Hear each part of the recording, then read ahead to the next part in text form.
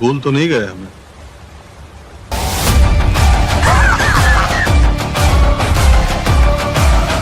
पंकज त्रिपाठी अब एक मशहूर नाम है। ऊपर से मिर्जापुर में कालीन भैया का कैरेक्टर प्ले करके उन्होंने एक अलग ही स्वाग सेट कर दिया है। अब क्योंकि फिर से मिर्जापुर के तीसरे किस्त का भौकाल छाया हुआ है, तो सोचा क्यों ना कालीन भैया से पिछली फ्रेंचाइज में से कुछ इंटरेस्टिंग फैक्ट्स जान लेते हैं। एक इंटरव्यू में उनसे मिर्जापुर के बारे में पूछा गया।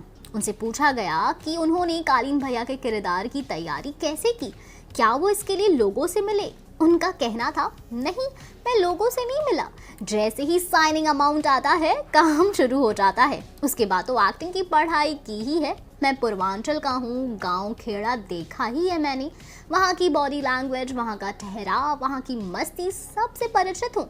आगे बातचीत में पूछा गया कि मिर्जापुर के सभी किरदार एपिक हैं, लेकिन आपका फेवरेट कौन है। इस पर पंकज त्रिपाठी ने जवाब दिया, रसिका दुग्गल का किरदार यानी बीना का कैरेक्टर। वो बहुत घर में रहती हैं, ऊपर ऊपर से दबी हुई रहती हैं, और सीजन 2 खत्म होते होते पता चलता है कि असली खेल तो वही खेल रही थी। मेरे सामने होती हैं तो कुछ और होती हैं, मज़ा आता है। बतौर एक्टर हमें मालूम है, हम कहानी पढ़ चुके हैं, इसलिए मालूम है कि बीना खेल करेगी, फिर भी हम अनभिज्ञ होकर उसको देख रहे हैं।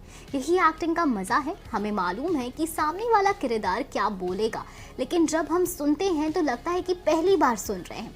पंकज ने आगे ये भी कहा कि वो उनकी परफॉर्मेंस देखकर लोग कहते हैं कि ऐसा लगा जैसे ये लाइन आपने ही लिखी हो। उन्होंने कहा कि वो लाइन कोई और लिखता है, लेकिन वो काम ऐसा है जिसमें लगे कि वो मैंने ही लिखा है। फिर से मिर्ज़ापुर पर लौटते हुए उन्होंने कहा कि मुन्ना का किरदार इंटरेस्टिंग है, लेकिन मुन्ना का सिर्फ एक ही डायमेंशन है, वो जैसा है वैसा ही दिखता है। बीना के साथ ऐसा नहीं है, बीना जैसी है वैसी बिल्कुल भी नहीं दिखती। बता दें कि मिर्ज़ापुर के तीसरे सीजन की शूटिंग पूरी हो चुकी है। बताया जा रहा है कि जल्द ही शो के Amazon प्राइम वीडियो पर रिलीज होने की तैयारी हो रही है। खैर बाबत आप कितने एक्साइटेड हो इस